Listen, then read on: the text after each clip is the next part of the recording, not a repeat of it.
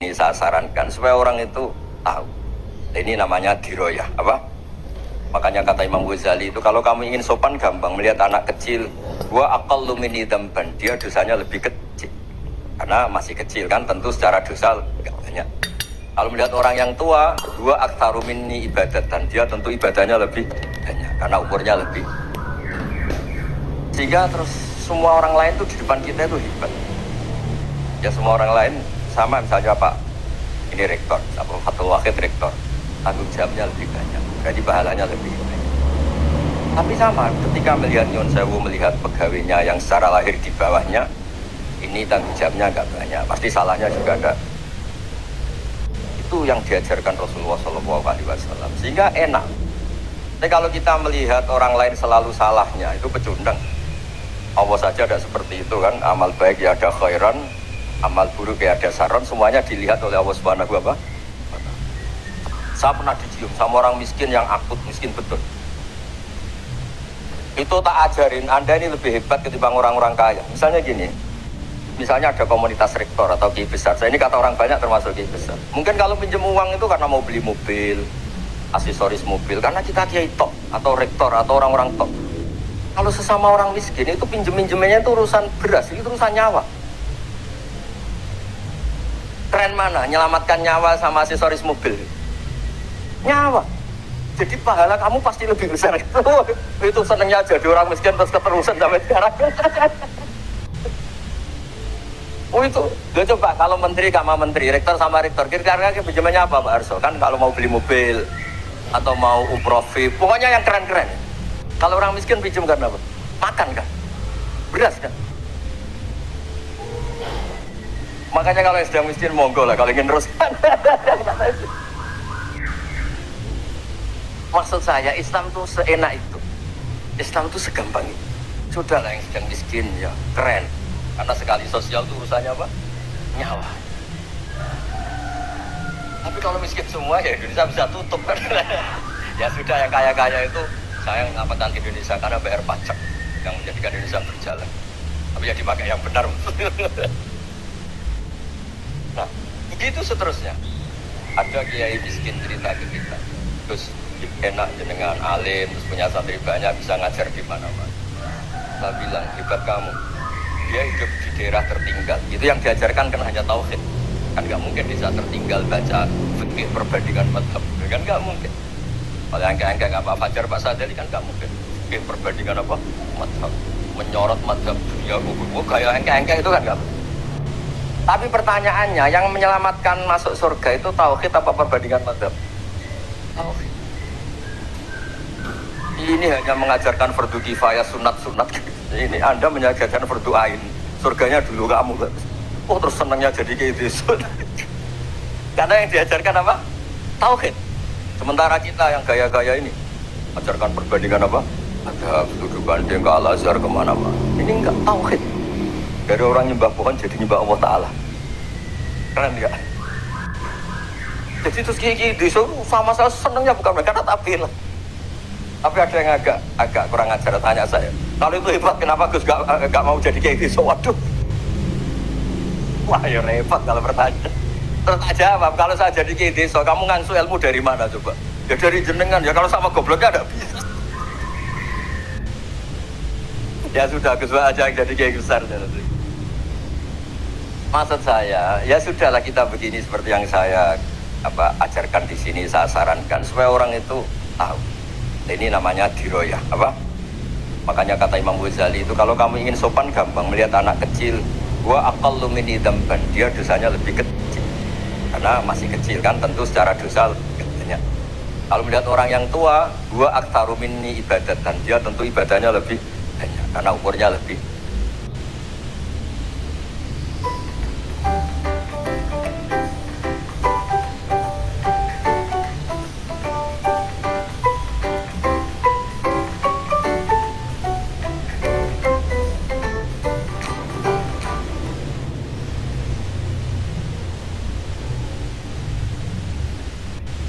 Limit 5 juta dan bunganya 5%. Udahlah gas aja di sini. Kepepet nih soalnya nih. Jangan pinjam di situ. Wah, kenapa sih? aku lebih butuh uang nih, mepet banget. Itu aplikasi ilegal dan bunga itu tinggi banget, nanti lo susah lo balikinnya. Terus gua harus pinjam di mana dong? Kasih solusi nih. Ya bang, gue rekomendasi nikah cepat kalau nikah cepat lo bisa dapat unit hingga 50 juta dan tenor sampai 12 bulan. Dan bunganya itu rendah, mulai dari 0,04%. Dan yang udah pasti berizin yang diawasi oleh Otoritas Jasa Keuangan atau OJK yang udah pasti legal. Wah, cakep tuh. Apa? Yang cepat ya? Benar ya? Wah, bener nih. Gua dapat limit pinjaman sebesar 40 juta, guys. Nah Pak, buat kalian lagi butuh dana mendesak, langsung aja klik link di bawah ini. Rupiah cepat.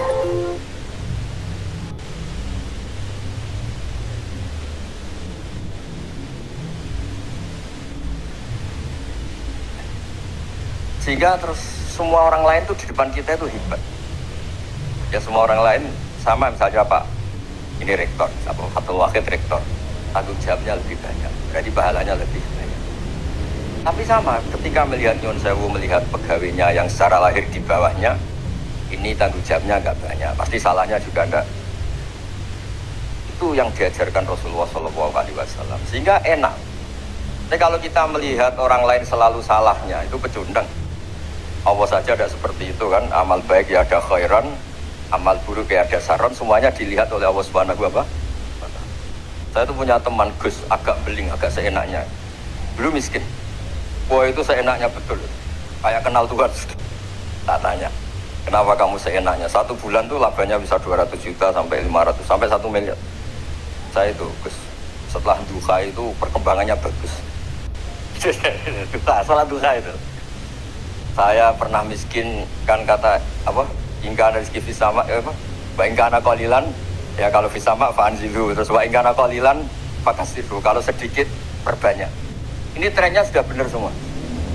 Nah, wa ingkana apa ya, haroman fatohiru, kalau haram yang kau sucikan. Makanya saya seenaknya, kalau qalilan sudah fakasiru, paling trennya yang nggak benar juga fatohiru, kata teman. Dia yakin kalau yang nggak benar-benar sudah disucikan Allah, karena yang lain-lain sudah dari miskin sudah kaya, qalilan sudah fakasiru, paling yang haroman juga sudah fatohiru gitu. Tak tanya, kamu kok tahu? Polanya sudah ada Gus, karena yang qalilan. Kamu sembrono sama Tuhan kok begitu kan? Tapi apapun itu seneng saya. Seneng saya sering salah teh, makanya saya mohon yang sekarang miskin, sedang miskin itu ya tidak usah nyesal banget-banget. Kalau ingin kaya monggo lah, namanya orang juga ingin. Tapi Anda harus bangkit. Sosial antar kalian adalah urusan nyawa dan itu pahalanya luar biasa. Supaya kita, nah yang kaya-kaya juga boleh GR lah karena pembayar pajak. Dan itu bisa menyelamatkan apa? Indonesia Raya. Begitu seterusnya. Itu yang diajarkan Nabi, antawadhu hatta la yabya ahadun ala ahadin. Kamu semua harus tawadhu sehingga antar kalian tidak saling apa? Tidak sopan, tidak saling liar, tidak saling mendoli. Termasuk tadi sikap gak jelas tadi. Orang dolim yang sekarang dolim bisa saja tobat, yang sekarang soleh bisa saja nanti. Semuanya tuh mungkin. Kita diajari ya muqallibal qulub tsabbit qalbi ala din. Jadi keliru kalau kita dalam banyak hal harus tegas, gak mesti. Al halalu bayyinun wal haramu bayyinun. Tapi ada wa bainahuma umurun mustabihat. Ada yang wilayahnya itu abu-abu. Misalnya ada perempuan cantik, misalnya contoh paling gampang. Kalau kamu ajari secara serius, kamu bisa saja tergoda jadi fitnah. Jadi kalau orang soleh gak berani ngajarin, kemudian digunakan orang fasik, malah menjadi orang nakal, kita juga tanggung jawab. Kamu mau tegas gimana? Wilayahnya sama-sama mungkin. Wilayahnya sama-sama mungkin. Yang dekat pejabat mungkin terkontaminasi KKN. Tapi kalau pejabat gak dekati orang soleh, punya perilaku yang gak soleh, yang repot juga Indonesia kan. Nah hal-hal seperti itu kita tidak perlu ngambil sikap. Maksudnya nggak bisa ngambil sikap, ya kita buktikan kalau milih satu madzhab, kita buktikan semuanya lebih baik, semuanya lebih bermanfaat, semuanya lebih berperadaban. Karena nggak bisa dihindari wabena humai. Termasuk Nyun Sewu, saya mohon maaf sama mulai Pak Harso, Pak Lutfi sampai Pak Abdul Wahid. Saya ini termasuk kiai yang nggak suka dekat sama orang-orang top. Bukan karena hasud. Memang konstitusi kiai harus gitu lah, tamud dan na'inaika. Kenal orang lebih tinggi itu kan resiko. Misalnya saya kiai desa, mungkin punya keri tua sudah seneng, punya kijang tua sudah seneng. Gara-gara kenal Pak Wahid naik Camry, waduh kok saya kalah itu. Kenal orang itu kan resiko. Mungkin dosen-dosen sini kalau kenal saya di Rembang juga resiko. Di sini gak ada cium tangan, melihat saya besar, wah gak enak jadi dosen. Jadi memang harus dibatasin. Sekiranya mungkin orang karena latamu dan nanawa kamu jangan sering melihat orang lain yang mungkin secara lahir dapat nikmat yang lebih tinggi dibanding Anda. Kalau kamu nggak bisa ngelola hati Anda bisa hasut, Anda bisa dengki. Paling nggak Anda bisa ada syukur. Saya itu sering didolani pejabat, juga sering melihat pejabat di TV. Naik mobil aja ada yang naikkan. Bahkan kalau wudhu itu anduk aja ada yang bawa. Itu kalau yang nggak kuat, wih naik dari pejabat. Ya makanya terus konstitusi Kiai itu mengatur, sudahlah mata kamu itu kamu batasin. Jangan melihat sesuatu yang potensi menjadikan Anda tidak syukur. Jadi saya mohon, ini memang konstitusi saya sebagai Kiai, jadi saya, tapi di hati saya tetap akrab. Doakan semua untuk UI, untuk semua orang Indonesia kita doa. Kita ingin semuanya tambah baik, tambah. Tadi katanya mau naik kelas ya.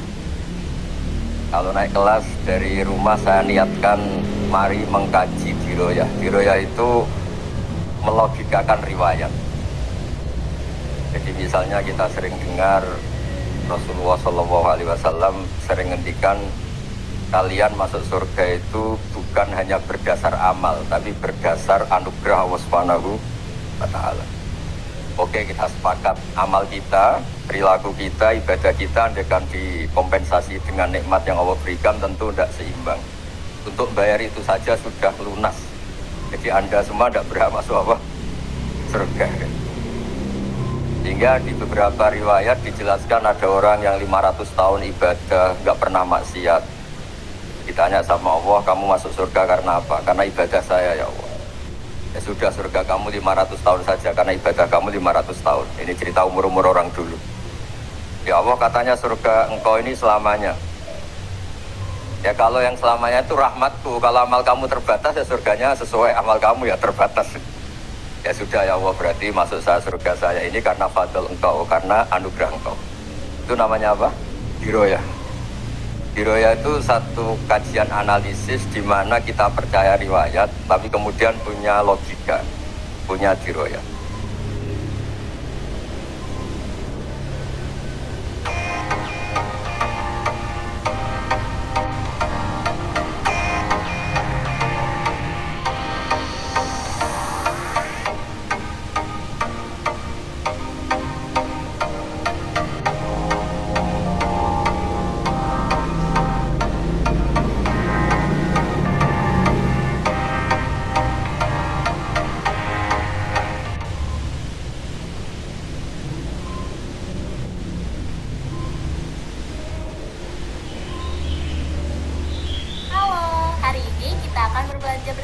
Banyak pakaian model terbaru di sini. Wow, harganya mahal sekali. Gak masalah. Untung aku punya ada kami. Aku memiliki limit 80 juta. Bunga mulai dari 0,03% dan bisa dicicil hingga 12 bulan. Cukup isi informasi pribadi secara online untuk mengajukannya.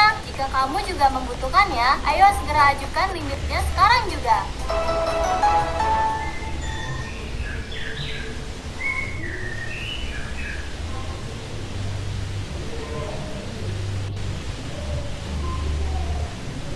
Ini penting supaya tauhid kita ini kuat. Jadi dulu ada orang yang sangat cerdas namanya Jubair bin Mut'im. Dia saking cerdasnya, juga kaya, juga tokoh, dikirim sebagai delegasi pembebasan Asra Badrin, tawanan Badar. Kemudian pas datang ke Masjid Nabawi, Nabi delalah pas baca Wattur wa kitabim mastur. Sampai pada titik Nabi baca am khuliqu min ghairi syai'in am humul khaliqun. Apakah penciptaan yang sedemikian canggih itu dimulai tanpa perwujudan, tanpa sesuatu yang real, yang maujud? Orang itu langsung bersimpuh matur, ya Rasulullah, saya Islam. Kada qalbi yadir, hampir hati saya, otak saya, pikiran saya itu terbang. Karena logika yang dibangun ateisme misalnya, kalau alam raya ini dimulai dari nihilisme, berarti logikanya apa? Al-adamu yakhluqu maujudan. Alam raya ini kan maujud, maujud itu ada. Kalau yang lebih dulu itu ketiadaan, berarti ketiadaan menjadi sebab kewujudan. Kalau dalam bahasa Arab itu al-adamu yakhluqu maujudan, sesuatu yang harusnya nggak jadi faktor karena ketiadaan menjadi faktor sesuatu yang nyata. Itu kan nggak masuk akal. Ya kalau alam raya ini ada al-adam sing yasbiqu maujudan, berarti alam raya ini al-adamu yakhluqu maujudan, suatu yang tidak ada menciptakan yang. Dengan logika itu terus kita ngaji, diajari sama guru-guru kita sifat dasar Allah itu maujud, Allahu maujudun qadimun. Nah, terus masuk yang harus distatuskan pertama dari Allah itu apa? Maujud, wujud. Karena dengan wujud ini layak menjadi penyebab adanya alam raya ini.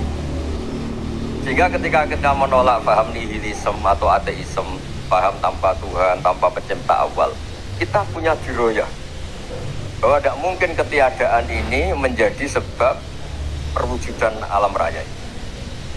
Itu amkhuliku min ghairi syai'in. Masa alam raya ini diciptakan tanpa sebab yang nyata, yaitu wajibil wujud. Siapa itu? Allah Subhanahu. Begitu juga menyangkut sholawat. Orang boleh beda pendapat tentang redaksi sholawat. Ada yang sholli ala Muhammad, ala Sayyidina Muhammad, Nabi Muhammad, monggo lah masalah redaksi saja. Tapi setelah dianalisis, Nabi itu Pak Rektor jadi Nabi setelah Nabi Isa saking dihormatinya sampai dituhankan. Juga jadi Nabi yang ada cerita masih hangat, orang Yahudi itu bunuh Nabi. Jadi yang satu mendudukkan Nabi sedemikian tinggi sampai kayak Tuhan, yang satu menjatuhkan Nabi sedemikian rendah sampai dibunuh. Kayak apa susahnya jadi Nabi Muhammad SAW. Kemudian dengan gampang Hadaddin agama ini bikin syariat yang bernama sholawat. Redaksinya monggo lah sesuai tradisi masing-masing. Allahumma sholli ala Muhammad, Allahumma sholli ala Sayyidina Muhammad, ala Nabiyina Muhammad, monggo. Tapi yang jelas redaksi ini kalau di diroyah dikaji, Allahumma itu Tuhan, Tuhan itu pemberi. Wa Muhammadun wa in jalla qadruh abdun min ibadi. Muhammad apapun tinggi derajatnya tetap berstatus hamba.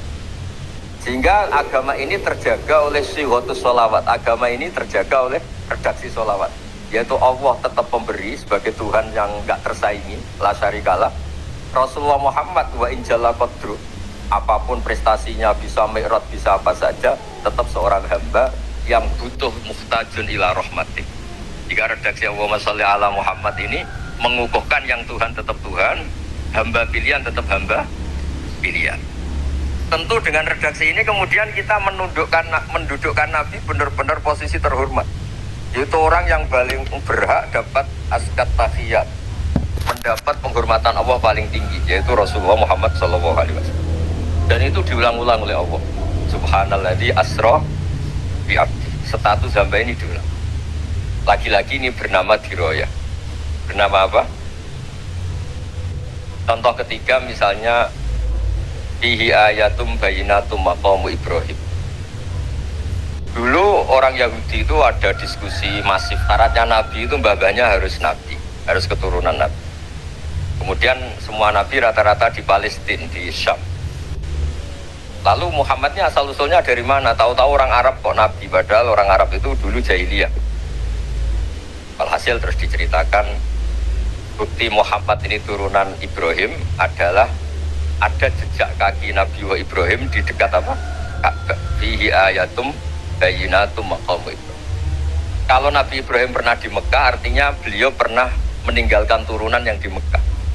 Itu bernama Nabi Muhammadun sallallahu alaihi wasallam. Itu disebut fihi ayatum bayinatum maqamu Ibrahim. Nah, itu namanya diroyah. Diroyah itu satu perilaku keseharian kita beragama, kemudian tahu logikanya. Yang keempat misalnya, mangkana yu'minu billahi wal yaumil akhir falyukrim apa? Jahro. Orang yang iman karena Allah dan Rasul maka memuliakan tetangganya. Andaikan pakai hukum sosial, tentu kalau tetangga kita baik, kita baik.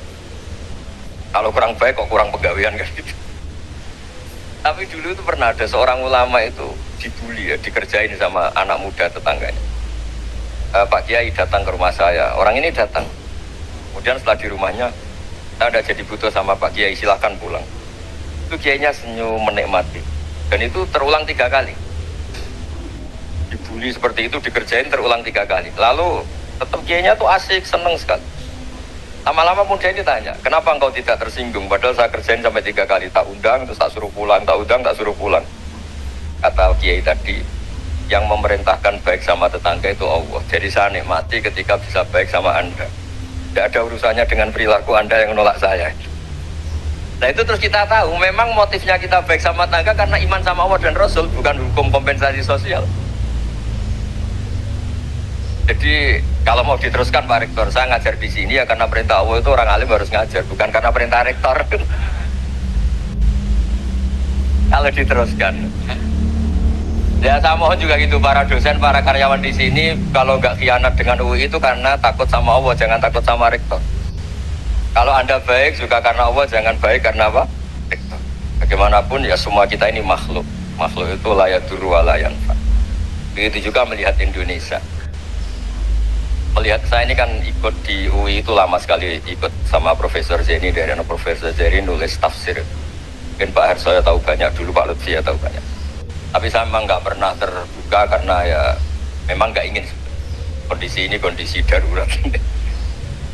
Sehingga saya tahu cara berpikir Profesor Zeni, ya tahu komitmen beliau pada UI. Dan pendiri UI memang ya banyak yang dari tokoh NU, Muhammadiyah, dari tokoh-tokoh ormas yang lain Bang. Didirikan banyak orang. Hingga UI memang nggak milik ormas apa tertentu. Dari satu sisi memang baik, nggak dikuasai ormas tertentu. Tapi nanti kalau keterusan ya nggak berbentuk. Ya sudahlah dikelola saja. Sambil jelas, sambil kadang nggak jelas, yang penting ikhlas tadi. Karena kalau terlalu asobia itu jadi repot. Kita ini yang nekuni fikih itu tahu kalau tidak kuno itu mazhabnya Hanafi, kuno itu mazhabnya Syafi'i. Tahu-tahu seakan-akan Imam Syafi'i itu NU, Imam Abu Hanifah itu Muhammadiyah. Padahal ini orang-orang yang sebelum NU dan apa? Muhammadiyah. Jadi kalau kita yang nekuni ilmu itu biasa saja dengan perbedaan. Tapi kalau orang-orang yang nggak siap dengan perbedaan itu sampai Allah disifati Ta'ala itu tidak terima. Padahal Ta'ala itu maknanya Maha Luhur, yang Maha Agung. Jadi ada seorang kiai kebetulan pidato pertama Pak Rektor. Assalamualaikum warahmatullahi ta'ala wabarakatuh. Ilmu balik kedua ini nggak terima karena itu dianggap kita ada Ta'ala.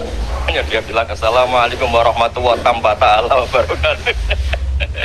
Itu saking asobiahnya itu Allah ditambahi Ta'ala itu tidak terima. Padahal Ta'ala itu maknanya Maha Agung. Nah itu kan jadi repot kalau asobiah gitu. Kalau kita ngadepi perbedaan itu biasa saja. Karena kita mungkin bacanya banyak, lihat hal-hal seperti itu ya. Berkohnya nggak jelas itu menjadi orang tuh bijak. Ini sekarang nakal, jangan-jangan nanti jadi orang baik. Yang sekarang baik, jangan-jangan suatu saat jadi tidak baik. Semua orang introspeksi. Nggak ada jaminan kalau kita sekarang baik akan baik terus. Nggak ada jaminan kalau kita sekarang buruk akan buruk. Sehingga terus banyak kiai-kiai bijak tuh memang lahirnya nggak tegas, tapi nggak tegas itu yang menjadikan bijak. Karena sama-sama mungkin. Itu yang disebut laisa laka minal amri syai'un aw yatuba alaihi wa yu'adzibum, itu tidak wilayah kamu. Ketika Allah mengomentari orang munafik juga wa yu'adzibal munafiqina insya'a aw yatub. Bisa saja ada yang disiksa, bisa saja ada yang dikasih tobat.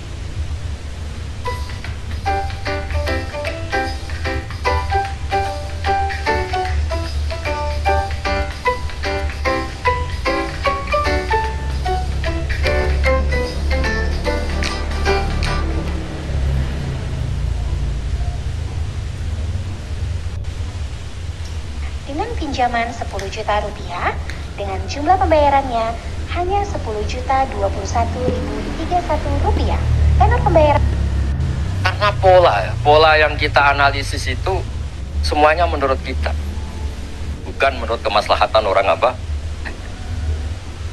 Saya punya sekian contoh cerita orang yang sowan kiai baik-baik, mungkin bawa gula atau salam dabla, tidak tahu lah, sudah mesti jadi wali.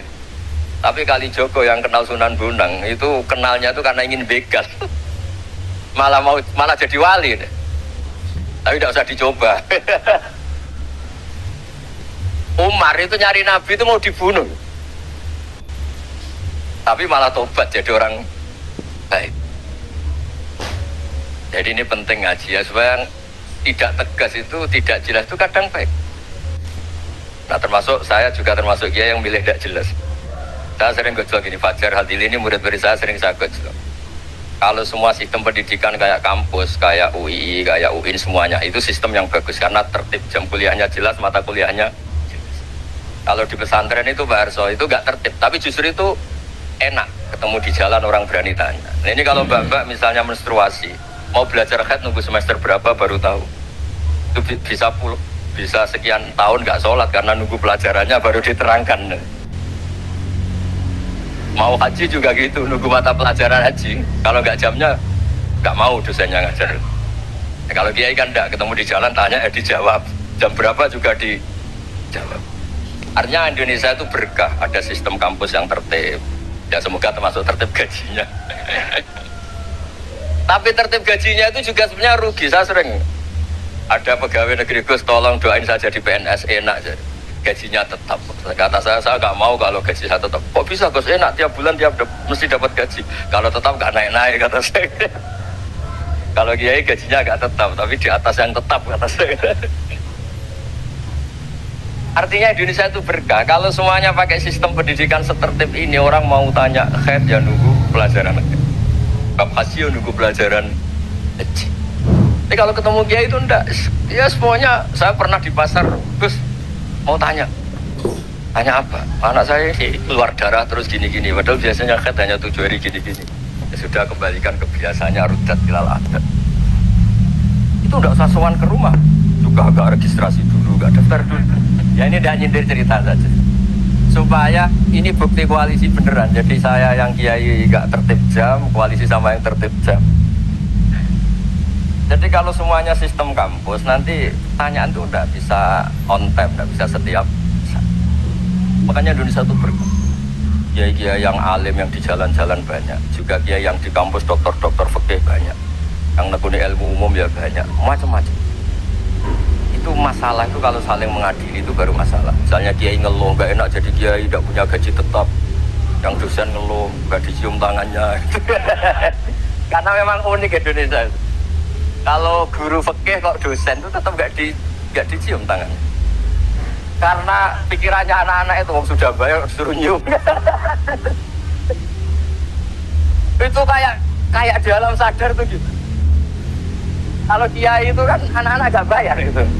Ya opanya cium tangan itu. Makanya kalau kiai tidak keramat bisa mati karena cium tangannya bisa mati itu kiainya.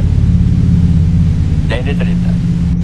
Supaya saling menghormati, saling itu perbedaan itu urusan sudut pandang. Ya saya ulang lagi, perbedaan itu sudut. Allah yang Tuhan saja sering didebat sama nabi-nabinya. Karena urusan sudut pandang Saya beri contoh ya.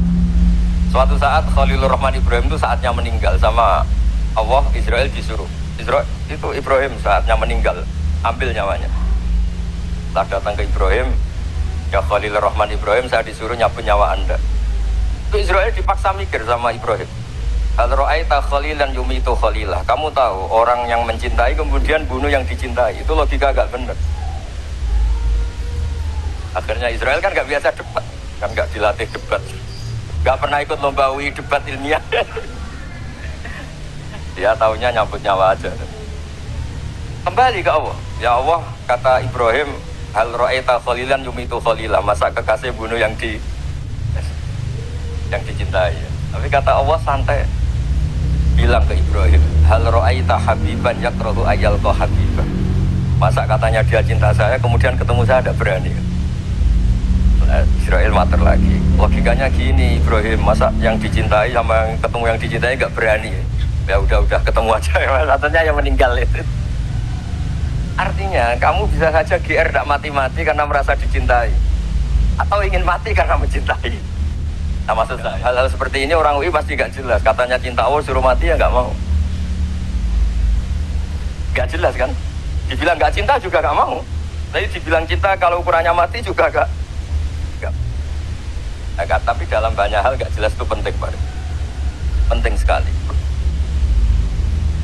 Ini betul guyon. Saya beri contoh sekian ilmiah, nggak jelas itu penting.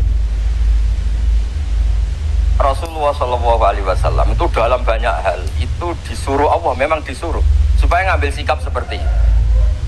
Karena Allah itu punya otoritas penuh untuk bikin orang itu baik atau tidak baik.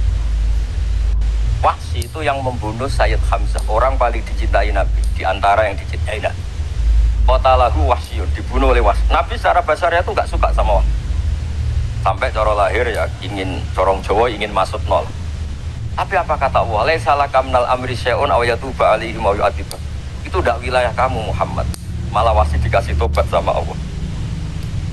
Khalid bin Walid itu perang Uhud kalah itu karena ide brilian Khalid bin Walid. Pas itu masih panglima kafir. Yaitu pura-pura kalah, ghanimah dilepas, sahabat turun, pasukannya naik, walhasil orang Islam kalah. Khalid bin Walid akhirnya juga masuk Islam. Orang yang secara basariah Nabi itu gak siap. Kebalikannya juga ada. Sa'labah itu orang sampai dapat gelar Hamamatul Masjid. Ini pas ngaji mesti ingat Hamzah. Dia di masjid terus. Setiap habis salam tuh lari karena istrinya nyuwun sewu masih berpakaian yang tidak pantas. Kenapa engkau terburu-buru pulang? Pakaian yang dipakai istri saya sekarang saya pakai. Ya, pakaian sarung itu kayak Pak Rektor kan fleksibel. Ini khusus mau Ramadan, tidak akan sarungan terus, gak usah khawatir. Jadi ini tadi sudah perjanjian. Saya yang kiai celananan, beliau yang rektor pakai sarung. Jadi, iya. Supaya itu barter madhab. Tapi hanya sekali ini aja, bukan. Jadi jangan diharapkan ini jadi tontonan terus-menerus. Dan ini barter madhab. Nah, sama Profesor Kores juga sering gitu. Saya pakai sarung yang dihadiahi beliau pakai sarung yang dihadiahi saya. Memang itu tradisi Islam. Tahadau tahabu, kamu saling memberi hadiah maka kamu saling mencintai. Bukan riswah, bukan.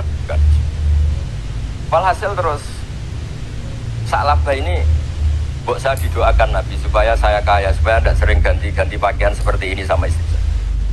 Jangan-jangan kamu miskin itu lebih baik. Ngotot minta didoakan. Didoain Nabi kaya, terus lama-lama ninggal sholat, ninggal jamaah. Itu Allah belum tersinggung. Yang mulai Allah tersinggung itu kan saya sering fatwa di mana-mana, sering memberi saran. Mumpung kamu miskin itu sering sedekah, karena kalau sudah kaya itu tidak bisa. Kita memberi analogi gini. Kalau saya masih santri miskin, punya uang 100.000, diminta guru saya 50 tak kasihkan, padahal itu 50%. Punya 2 kambing kurus, diminta guru saya 1 pasti tak kasihkan, padahal itu 50%. Jadi kalau punya sapi Brahman atau sapi limusin yang harganya itu 100 juta, punya 2, diminta 1 boleh enggak? Tidak boleh. Saya punya motor butut 2, diminta teman saya 1 boleh, tapi kalau Davidson Harley itu nggak boleh. Nah, walhasil itu kalau kita miskin, misalnya kita zaman kuliah atau zaman mondok atau zaman apa saja, punya uang 100.000, nartik temannya sampai 50.000 kan biasa. Tapi setelah 1 miliar, berani nggak kamu kasihkan 500 juta? Sama-sama 50%. Enggak kan? Nah, Sa'labah gitu, ketika zakat masih per 40 kambing 1 kambing itu sebenarnya kan masih ringan. 41, 82. Kambingnya itu sudah mabenal jabalen. Barang dihitung zakat karena sudah ribuan, jumlahnya sampai 400 kambing. Banyak lah pokoknya. Terus kata Sa'labah, ini pemerasan. Jumlahnya besar. Allah tersinggung karena nabinya dianggap narik zakat itu dianggap khorat, dianggap pemeras. Allah tersinggung, kemudian fa'aqobahum nifakon fi qulubihim ila yaumil. Dia ditedbir munafik. Semenjak itu terus kembali gak jelas tadi. Jadi kalau makanya itu pakar-pakar akhlak ya, pakar-pakar etika peradaban. Itu tertampar betul ketika Nabi urusan ilmu itu mengabaikan itu. Kalau sudah urusan ilmu, misalnya begini, ada urusan ilmu, ada mbak-mbak cantik atau ibu-ibu cantik. Itu dalam Islam itu diajarkan jangan sopan-sopan banget. Kata Nabi, karena kekuatan ilmu itu di atas kekuatan akhlak, di atas kekuatan adab. Ya nisa an-nabi lastunna ka'ahadin minan nisa, ini taqaituna fala takhdu'ana bil qaul fa yatma alladhi fi qalbihi marad. Misalnya ada mbak-mbak cantik, menarik, kemudian sopan misalnya sama Pak Fajar sama dosen-dosen, monggo binara. Wah, itu bahaya, pikirannya kemana-mana itu. Orang yang imannya pas-pasan, wih, berarti mau. Maksud saya kalau cantik, menarik, ketemu di jalan, biarin aja dosennya mau kemana, biarin aja. Gak usah dihormatin. Kalau dihormatin, Pak mau kemana sadarian mau bisa bahaya, tak biarin aja. Kalau tanya, Dek ini alamatnya mana? Cari sendiri Pak. Karena hanya dengan cara itu si Pak dosen ini gak kepikiran. Nggak ada orang suka orang kedus itu nggak ada. Tinggal sudah cantik, sopan. Wah, bisa pikirannya macam-macam. Itu ilmu. Fala takhdu'na bil qaul. Kamu jangan terlalu lirih kalau ngomong. Fayat ma'alladzi fi qalbi maradun. Orang yang pikirannya masih kotor pasti berpikir yang negatif. Anda mungkin demi sopan sama dosen Anda. Tapi sejauh mana dosen Anda juga berpikir positif. Itu kan uji iman sama uji nyali. Nah, sama pejabat yang sopan sama kiai mungkin punya Alphard, punya Robicon, punya terus bawa uang banyak, terus sama kiai cium tangan hormat. Jangan-jangan kiainya yang pikirannya macam-macam. Ini berarti bisa jadi muhibbin potensial misalnya. Nah, saya ini termasuk kiai yang pengagum ilmu. Sehingga saya sama orang yang medit, yang kikir sama saya itu saya senangnya bukan main. Kenapa? Karena kalau orang medit itu gak berhak. Kalau orang lomo 1 juta minta surga, 2 juta ya minta apa? Surga. Gus salam template 200.000 aja kadang minta surga. Tapi kalau yang kikir-kikir ya sudah salaman tok sudah, gak minta apa-apa kan dia tahu diri, oh gak bayar kok minta. Maksud saya Islam itu luas, dinikmati saja Pak. Dinikmati. Nah itu diroya, maksudnya itu diroya. Diroya itu kamu tahu aturan Islam itu kamu harus yakin khairihi wa syarrihi minallah, semua itu ujian, tapi kemudian dikaji. Makanya saya ini termasuk pengagum Imam Syafi'i. Imam Syafi'i itu dikasih tahu, ada orang yang di depan engkau cium tangan hormat tuh di luar ngomong-ngomong, ngata-ngatain Anda. Imam Syafi'i tertawa-tawa sewenang. Loh, ada ini dikata-katain di luar kok. Kalau tidak kamu anggap munafik malah tertawa. Berarti saya wibawa, di depan saya agak berani. Dianggap enteng saja. Bilangin, sebagian orang kampung sini gak suka sama engkau, baguslah, tidak akan pinjem uang sama saya. Gimana-mana orang pinjem minta tolong itu karena seneng, kalau benci kan enggak. Intinya dianggap enteng saja, yang terjadi di dunia itu semuanya dianggap enteng saja. Man asa ilaika faqad atlakoka, yang berburuk sama kamu itu membebaskan kamu. Coba kalau akrab, titip. Ya misalnya akrab sama Pak Fajar, bilangkan ke Pak Rektor, sangkap atau jadi guru tetap atau apa, kan ribet. Kalau tidak cocok kan nggak minta apa-apa. Makanya hati-hati Pak Rektor sama yang akrab-akrab itu. Itu dulu saya juga nggak paham. Di antara wasiat Bapak yang sering diulang-ulang tuh itu. Suatu saat kamu jadi kiai, ngelola orang nggak seneng tuh gampang. Sudah, itu orang lain. Tapi kalau ngelola orang nggak orang seneng tuh repot. Mintanya aneh-aneh. 100.000 aja minta surga.